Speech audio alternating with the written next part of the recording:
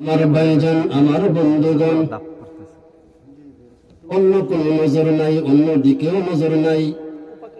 দিলটা খাড়া করে শুনতে হবে, কানটা খাড়া করে শুনতে হবে, দিলটা নরম করে বসতে হবে। আমার মা বন্ধুদেরকে বলতেছি, রে মা গো, আপনারা আজকে সারাদিন আলোচনা শুনেছেন, এখন রাত্র 10টা হয়ে গেছে। এখন আপনাদেরকে আমি পায়ে হাত ধরে বলতেছি, রে মা, আমার সামনে মুসল্লি বাবারা, যুবক ভাইয়েরা, মুরব্বী বাবারা সুন্দর একটা পয়েন্টের কথা বলেছে রে বাজান।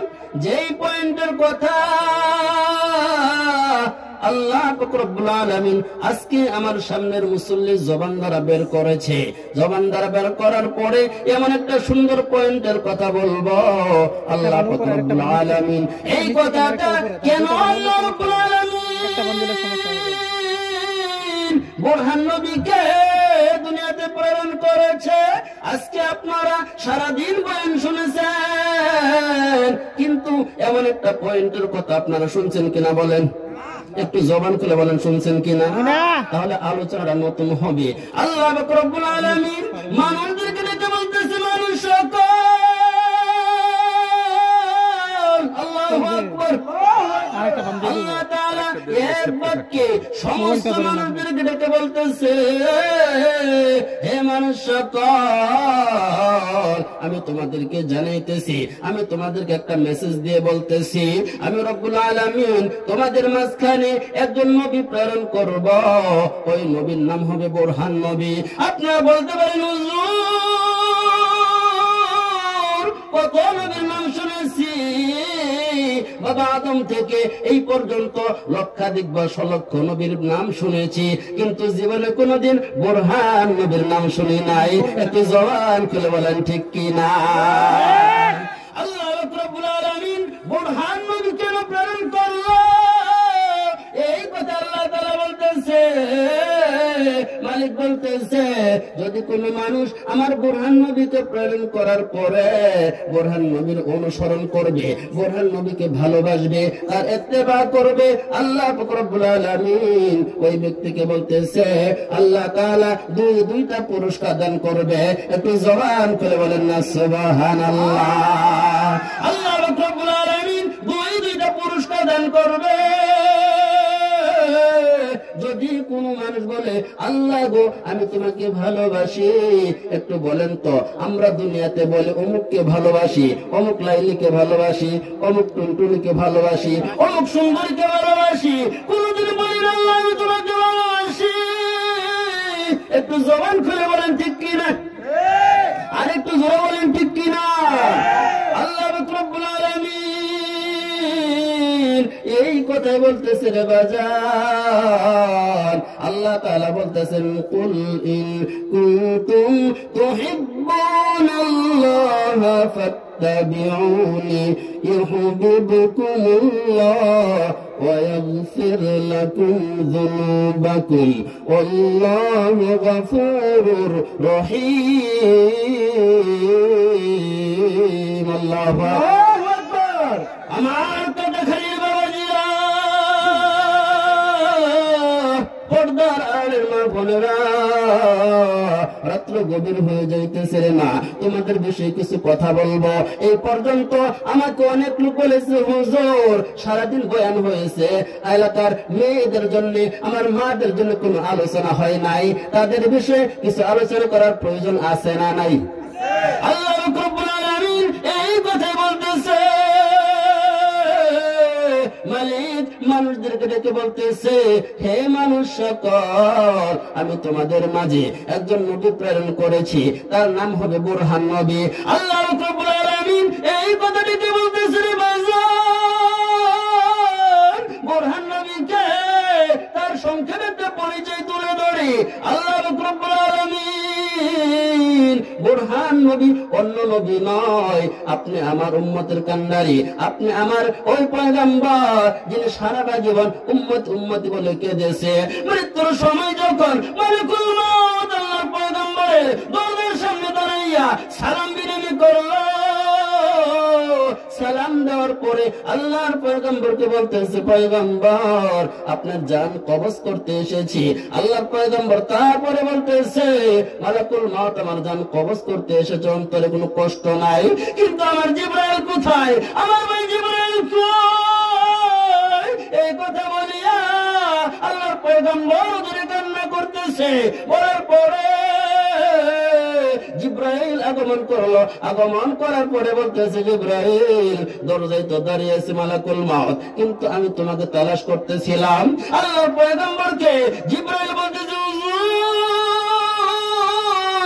কেন আমাকে তালাশ করতেছেন, কেন আমাকে খুঁজতেছেন, কেনই বা আমাকে স্মরণ করেছেন? জিবরাইল বলতেছে, ও ভাই জিবরাইল, আল্লাহর পয়গম্বর জিবরাইলকে বলল, জিবরাইল আমি দুনিয়া থেকে চলে যাব,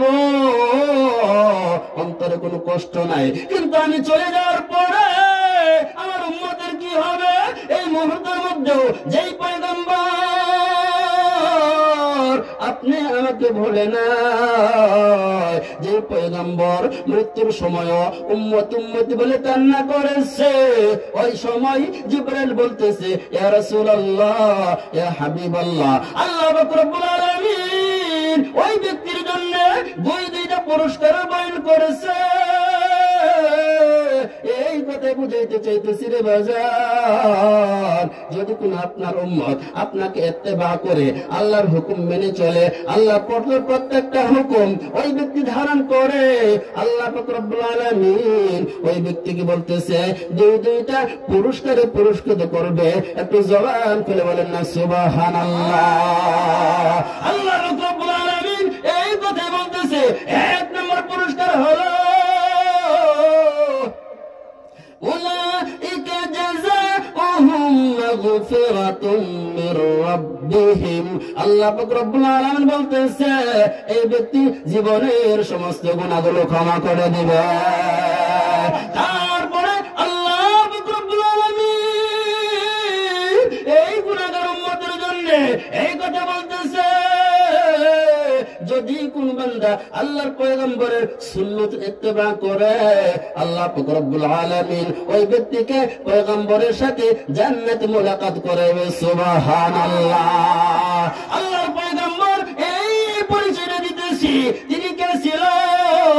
বুরহান নবীর আরেকটা গুণবাচক নাম হলো যে উম্মতকে আমরা চিনি, যার উম্মত হলাম আমরা, আল্লাহর পয়গম্বর জনাব মুহাম্মদ রাসূলুল্লাহ সাইয়্যিদুল মুরসালিন, ইমামুল মুরসালিন, জিগর বসে আমিনা, হযরত মুহাম্মদ মুস্তাফা সাল্লাল্লাহু আলাইহি সাল্লাম, তিনি আরেকটা নাম হলো বুরহান নবী। আল্লাহর পয়গম্বর আমরা মা জানদেরকে ডেকে বলতেছি, মা আল্লাহর পয়গম্বর বলতেছে, যদি কোনো মা চারটা কাজ করে, কয়টা কাজ? المرأة إذا صلت خمسها وصامت شهرها وأحسنت فرجها وأطاعت بعلها فليدخل। আল্লাহর পয়গম্বর বলতেছে, কোন যদি মা যদি চারটা আমল করতে পারে, আল্লাহ পাক রব্বুল আলামিন ওই মায়ের জন্য প্রত্যেকটা জান্নাতের দরজা খুলে দিবে। তারপরে আল্লাহর পয়গম্বর বলতেছে, শুধু চারটা কাজ করবে। আল্লাহর পয়গম্বর বলতেছে, চারটা কাজ হলো সহজ। এক নম্বর হলো আমার মা আল মারআতু ইযা সাল্লাত খামসাহা, ওই ব্যক্তি কি করবে? এক নম্বর হলো ওই ব্যক্তি 5 ওয়াক্ত নামাজ পড়বে। বলেন সুবহানাল্লাহ।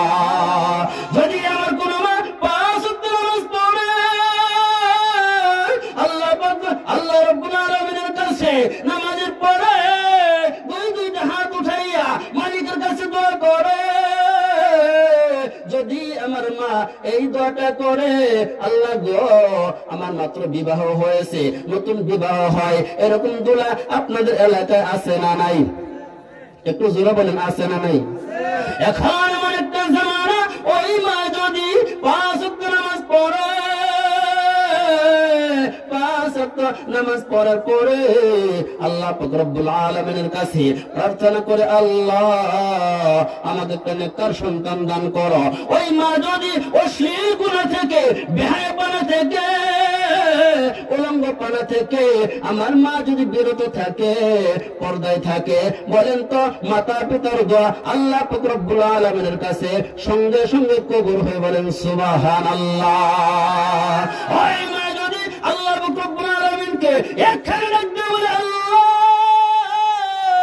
আমি তোমার কাছে এই জন্য নেককার সন্তান চাই, এই জন্য নেককার সন্তান চাইতেছি। দুনিয়া তো চিরস্থায়ী নয়, দুনিয়া তো ক্ষণস্থায়ী। ক্ষণস্থায়ী জীবনে আমি এমন একটা নেককার সন্তান চাই, এই সন্তানটা আমি মৃত্যুর পরে আমার আপনার দরবারে আমার জন্য দোয়া করবে। আল্লাহ, যে মার গর্ভে 10 দিন ধারণ ছিলাম, 10 মাস 10 দিন গর্ভ ধারণ ছিলাম, যে মার কারণে আজকে দুনিয়ার আলোতে দেখলাম, যে মার কারণে আমি আজকে কথা বলতে শিখলাম, এমন একজন মা তুমি আমাকে দুনিয়াতে দিয়েছ। আজকে আমার মা দুনিয়াতে নাই, ওই মার জন্য তোমার কাছে প্রার্থনা করতেছি গো আল্লাহ। আজকে আমার মা যখন দুনিয়াতে বিদায় নিয়ে চলে যাবে, দুনিয়া থেকে কবর জগতে চলে যাবে, ওই সন্তান মার জন্য যখন 2 হাত উঠাইয়া আল্লাহ রব্বুল আলামিনের কাছে প্রার্থনা করবে, বলেন তো সন্তানের দোয়া আল্লাহ কবুল করবে কিনা? একটু জবান খুলে বলেন করবে কিনা? এই ভয়টা যদি অন্তরে রাখিয়া ওই মা যদি আল্লাহ পাক রব্বুল আলামিনের কাছে প্রার্থনা করে, এই সন্তানটা আল্লাহ পাক রব্বুল আলামিন দিনের জন্য কবুল করতে পারেন। একটু জবান খুলে বলেন ঠিক কিনা? আল্লাহ পাক রব্বুল আলামিন এই কথা বলতেছে, যদি কোন সন্তান মার জন্য দোয়া করে দোয়া ডাইরেক্ট কবুল হয়ে যাবে। আর মা যদি সন্তানের জন্য দোয়া করে, আল্লাহ পাক রব্বুল আলামিন ওই দোয়া সঙ্গে সঙ্গে কবুল করে। বলেন সুবহানাল্লাহ। এখন আমার মায়েরা বিবাহ হওয়ার পরে এই দোয়াটা করি না, দুনিয়ার বেহায়া পানা করিয়া, অশ্লীল পানায় করিয়া সন্তানকে কোরআন শিক্ষা দিতে চাই না। এই সন্তান আমি মৃত্যুর পরে আল্লাহ তাআলার কাছে দোয়া করবে, এই জিনিসটা আমরা বুঝি না। আমরা মডেল নিয়ে ব্যস্ত। আওয়াজ দিয়ে বলেন ঠিক কিনা? মডেলিং নিয়ে ব্যস্ত, মডেল দেখাইতে পছন্দ করি, মডেল করতে পছন্দ করি, আমরা মডেলিং সাজতে পছন্দ করি। একটু আওয়াজ দিয়ে বলেন ঠিক কিনা? এই জন্য তুমি বলতেছেন মডেল যুগের সব মডেল কবি, দেখো নাটক আর মিন্টু ছবি। মডেল যুগের সব মডেল কবি, দেখো নাটক আর মিন্টু ছবি।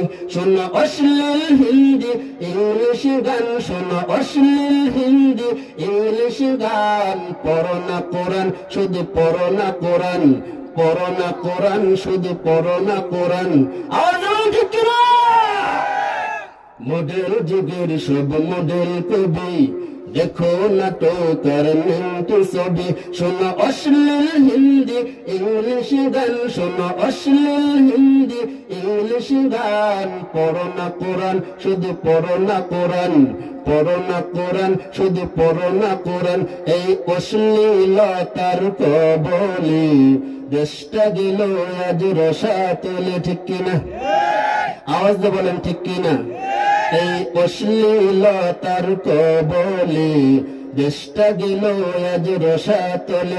শোনো কলি যুগের কথা বলি, শোনো কলি যুগের কথা বলি, হিন্দু মুসলিম সবাই সমান। পড়ো না কোরআন, শুধু পড়ো না কোরআন, পড়ো না কোরআন, শুধু পড়ো না কোরআন, পড়ো না কোরআন, শুধু পড়ো না কোরআন। বলেন না পড়েছ ইংলিশ মিডিয়ামে, বাপরে দেখো তাই দিদি নামে। আওয়াজ ধরেন ঠিক কিনা? আরে ঠিক বলেন না? পড়েছ ইংলিশ মিডিয়ামে, বাপরে দেখো তাই দিদি নামে। সরি সরি বললে কি আর, সরি সরি বললে কি আর, কহবরেতে পাবে আসান। পড়ো না কোরআন, শুধু পড়ো না কোরআন, পড়ো না কোরআন, শুধু পড়ো না কোরআন। মডেল যুগের সব মডেল কবি, দেখো না তো কারণে ছবি। শোনা অশ্লীল হিন্দি ইংলিশ গান, শোনা অশ্লীল হিন্দি ইংলিশ গান। পড়ো না কোরআন, শুধু পড়ো না কোরআন, পড়ো না কোরআন, শুধু পড়ো না কোরআন। নারায়ে তাকবীর, জোরে বলেন নারায়ে তাকবীর। আমার ভাইজান, আমার বন্ধুগণ, আল্লাহ পাক রব্বুল আলামিন বলতেছে, ও মানুষ সকল, দুনিয়াটা চিরস্থায়ী নয়, ক্ষণস্থায়ী জগতে তুমি যদি মডেল নিয়ে ব্যস্ত থাকো, মডেলিং করতে পছন্দ করো, কবর এমন একটা জায়গা,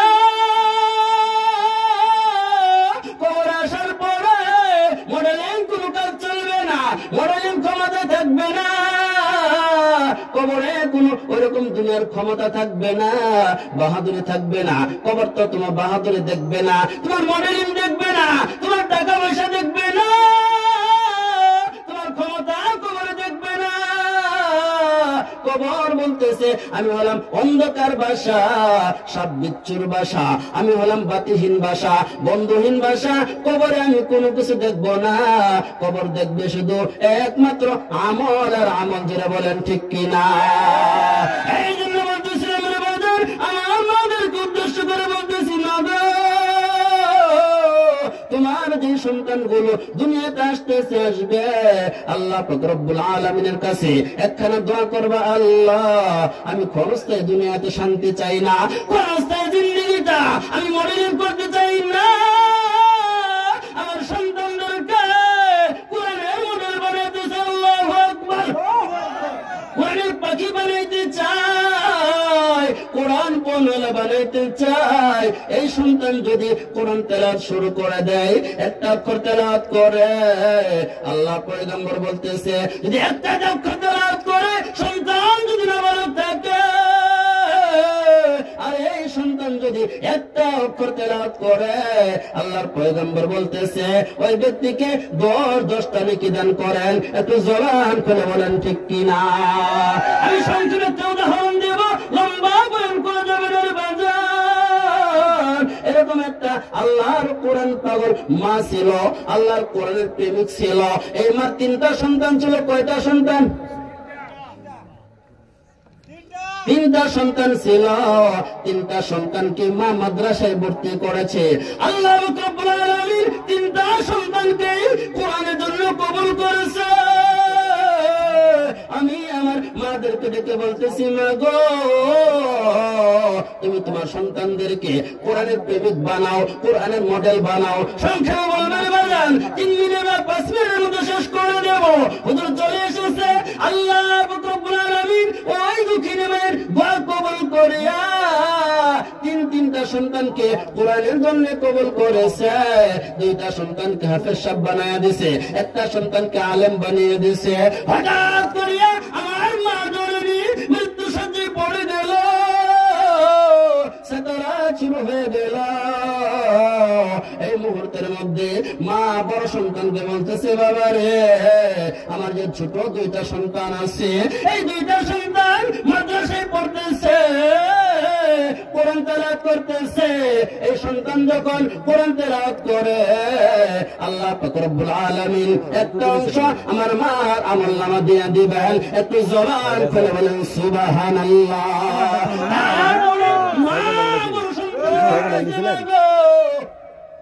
মা বড় সন্তানকে বলতেছে, বাবা আমার ছোট 2টা সন্তানকে দেখতে চাই, জীবনের শেষ মুহূর্তের মধ্যে আমার সন্তানদেরকে পাশে দেখতে চাই। তখন 2টা সন্তানকে বড় ভাই মাদ্রাসা থেকে সামনের পরে একজন ডান পাশে, একজন ডান পাশে, একজন মাথার পাশে বসিয়া এতগুলো সূরা তেলাওয়াত করতে শুরু করে দিল। একজন আর রহমান পড়তেছে, একজন ওয়াকিয়া পড়তেছে, একজন ইয়াসিন পড়তেছে।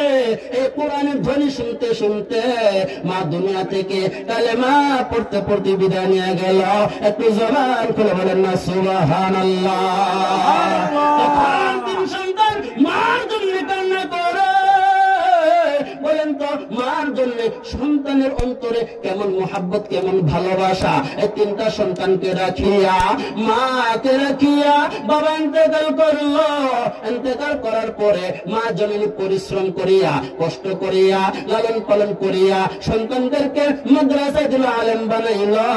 বড় সন্তান ছোট দুইটা ভাইকে পাশে রাখিয়া জানাজা কমপ্লিট করলো। জানাজা কমপ্লিট করার পরে বড় ভাই ছোট দুইটা ভাইকে পাখির মতো ডানা দিয়ে জম দিয়ে এরকম ভাই বুকে নিয়ে আস্তে আস্তে বাড়ির দিকে রওনা হয়ে গেল। বাড়ির দিকে রওনা হওয়ার পরে রাত হয়ে গেল, সন্তান ঘুমিয়ে গেল। বড় ভাই ছোট দুই ভাইকে পাশে রেখে শুইল। শোয়ার পরে ছোট ভাই যে সকলের ছোট, উনি তো ঘুমাই না। বড় ভাই ঘুমায় গেছে, মেজো ভাই ঘুমিয়ে গেছে, কিন্তু ছোট ভাই তো ঘুমাই না। বলতে পারেন হুজুর কেন ঘুমাই না? কারণ তোর ব্যথা, মা চলে গেছে। ও মা, এই চিন্তা করিয়া অন্তরে বুকে চাপা কান্না করে কান্না করে ডান দিকে ফিরে আরেকবার বাম দিকে ফিরে গড়াগড়ি করতেছে। রাত্র যখন গভীর হয়ে গেল, মেজো ভাই ঘুমিয়ে গেল, বড় ভাই ঘুমিয়ে গেল। এই অবস্থা দেখিয়া ছোট ভাই ঘুম থেকে জাগ্রত হয়ে আস্তে আস্তে বাহিরে চলে গেল। আস্তে আস্তে হাঁটতে হাঁটতে হাঁটতে হাঁটতে হাঁটে হাঁটি পা পা করে মার কবরস্থান পর্যন্ত গেল। কবরের পাশে দাঁড়াইয়া ওই সন্তান সুয়াসিন পড়ে, সুয়াসিন তেলাওয়াত করার পরে আল্লাহ পাক রব্বুল আলামিনের কাছে এরকম কান্না করে দোয়া করতেছে, আল্লাহ আমি আমার মার পেটে 10 মাস 10 দিন ছিলাম। আমার জন্য মা কত পরিশ্রম করেছে, আমার জন্য কত মেহনত করেছে, তারপরেও আমাকে কষ্ট দেয় না, আমাকে কোনো জিনিস কোনোদিন কষ্ট বুঝতে দেয় না। আজকে আমার মা দুনিয়াতে নাই। এই সন্তান রাত্রের গভীর রজনীতে মায়ের কবরের পাশে দাঁড়ায় দাঁড়ায় কান্না করতেছে। তারপরে যখন বড় ঘুম ভেঙে গেল, ঘুম ভাঙার পরে বড় ভাই ডান দিকে হাত দেয়, মেজু ভাই আছে বাম দিকে হাত দেয়, ছোট ভাই নাই। মেজু ভাই তো জাগ্রত করলো, জাগ্রত করার পরে খোঁজার জন্য বাইরে চলে গেল। ভাই কোথায় গেল, ভাই কোথায় গেল? কারণ দিনের বেলা মাকে দাফন করলাম, এখন ছোট ভাইকে কোথায় হারাইলাম। এই চিন্তা করিয়া দুই ভাই ঘর থেকে বের হয়ে গেল। বের হওয়ার পরে আস্তে আস্তে আস্তে আস্তে হাঁটতে হাঁটতে হাঁটতে হাঁটতে মার কবরস্থান পর্যন্ত গিয়ে দেখতেছে এই বান্দা, এই নাবালক বান্দা, এই ছোট বাচ্চা আল্লাহ পাক রব্বুল আলামিনের কাছে মার জন্য প্রার্থনা করতেছে, মার জন্য প্রার্থনা করতেছে। বলেন তো এরকম নেককার সন্তান দুনিয়াতে রেখে যাওয়ার প্রয়োজন আছে না নাই? একটু জোরে বলেন, আছে না নাই? বলতেছি বাবা, আমি যদি দুনিয়াতে মডেল হই, দুনিয়ার মডেল নিয়ে ব্যস্ত থাকি, কবর তো কোনো মডেলিং দেখবে না, কবর তো কোনো সৌন্দর্য দেখবে না, কবর তো তোমার বাহাদুরে দেখবে না। কবর আমার একটা চাপ দিবে, দুই পাশের মাটি